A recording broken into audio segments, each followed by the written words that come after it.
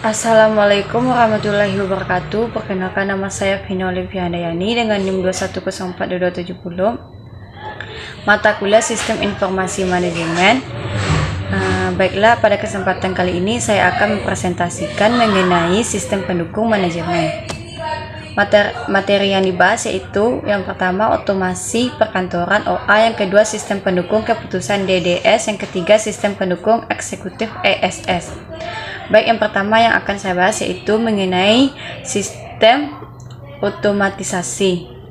Sistem otomatisasi kantor didefinisikan sebagai sistem informasi berbasis telekomunikasi yang mengumpulkan, memproses, menyimpan, dan mendistribusikan pesan, dokumen, dan komunikasi elektronik lainnya antara individu, kelompok kerja, dan organisasi.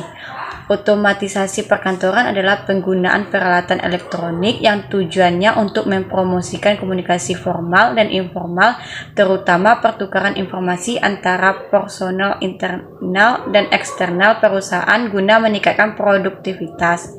Tujuan otomatisasi perkantoran. Secara umum, tujuan otomatisasi kantor adalah sebagai berikut. Yang pertama, menggabungkan dan menerapkan teknologi. Yang kedua, memperbarui proses pelaksanaan kerja kantor. Yang ketiga, meningkatkan produktivitas dan efisiensi kerja. Yang keempat, otomatisasi kantor memungkinkan manajer untuk berkomunikasi dengan lebih baik satu sama lain untuk memecahkan masalah. Yang kelima, komunikasi yang lebih baik dapat menghasilkan keputusan yang lebih cepat dan lebih baik.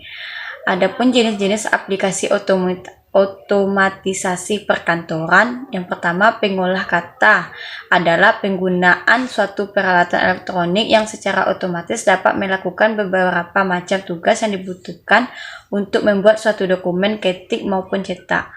Word processing ini memberikan suatu kontribusi terhadap pemecahan masalah dengan memberikan kemampuan kepada manajer untuk membuat komunikasi tertulis yang lebih efektif untuk diberikan kepada anggota lainnya. Adalah penggunaan jaringan komputer yang memungkinkan para penggunanya mengirim, menyimpan, dan menerima pesan-pesan dengan menggunakan terminal komputer dan alat penyimpanan.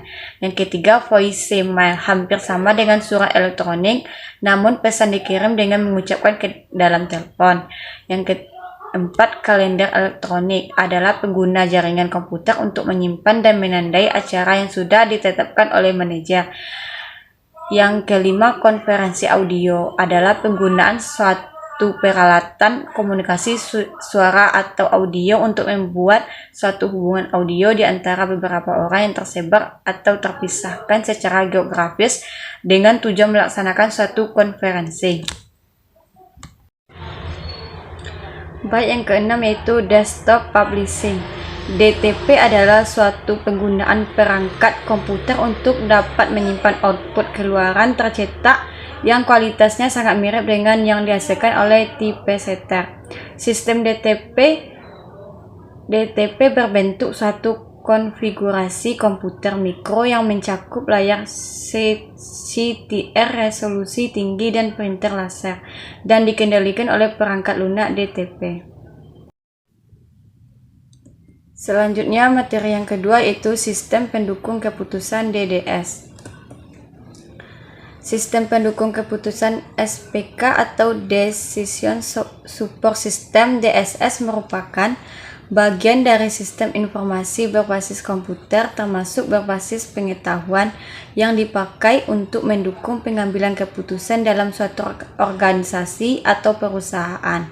SPK juga bisa dibilang sebagai sistem komputer yang mengolah data menjadi informasi dalam mengambil keputusan atas masalah semi-terstruktur yang spesifik.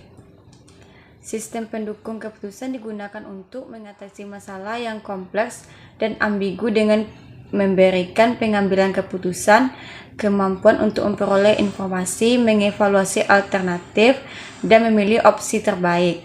Contoh penggunaan SPK dalam manajemen meliputi sistem pengambilan keputusan untuk memilih strategi bisnis, sistem perencanaan sumber daya perusahaan, dan sistem evaluasi kinerja karyawan.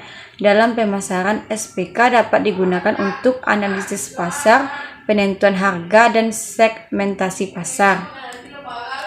Menurut More and Cheng SPK ini dapat digambarkan sebagai sistem yang memiliki kemampuan dalam mendukung analisis ad hoc data dan pemodelan keputusan yang berorientasi kepada perencanaan masa depan.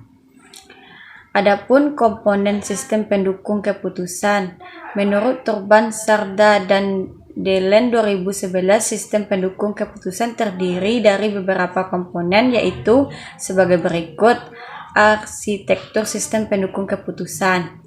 Yang pertama, subsistem manajemen data, meliputi basis data yang terdiri dari data-data yang relevan dengan keadaan dan dikelola oleh software yang disebut Database Management System (DBMS). Yang kedua, subsistem manajemen model. Salah satu keunggulan dalam sistem pendukung keputusan adalah kemampuan untuk mengintegrasikan akses data dan model-model keputusan. Yang ketiga, subsistem dialog. Fleksibilitas dan kekuatan karakteristik sistem pendukung keputusan timbul dari kemampuan interaksi antara sistem dan pemakaian yang dinamakan subsistem dialog. Baik, penjelasan yang terakhir yaitu sistem pendukung eksekutif ESS. Sistem informasi eksekutif atau dalam bahasa Inggris disebut juga dengan Executive Information System merupakan salah satu sistem informasi manajemen yang berfungsi untuk memudahkan pembuatan keputusan yang dibutuhkan oleh pihak eksekutif senior. Kemudian sistem ini juga memberikan berbagai kemudahan dan akses informasi baik dari dalam maupun luar yang masih relevan dengan tujuan atau objektif sebuah perusahaan. Proses pertimbangan dapat dilaksanakan sebagai bentuk representatif dari sistem pendukung keputusan. Adapun komponen sistem pendukung eksekutif, yang pertama perangkat keras hardware. Pada perangkat keras terdapat 4 komponen yang dibutuhkan, yaitu perangkat input, unit pemroses sentral, file penyimpanan data, serta perangkat output. Selain itu, hardware juga mendapat dukungan penuh dari LAN (Local Area Network) untuk beberapa produk EIS pada jaringan workstation yang tersedia. Yang kedua, perangkat lunak software. Untuk perangkat lunak sendiri juga tersusun atas 4 komponen penting, yaitu teks database, basis data, visual grafik, dan basis model dan SIE, yang mana software sangat berperan penting dalam proses mengintegrasikan data ke dalam sebuah sistem.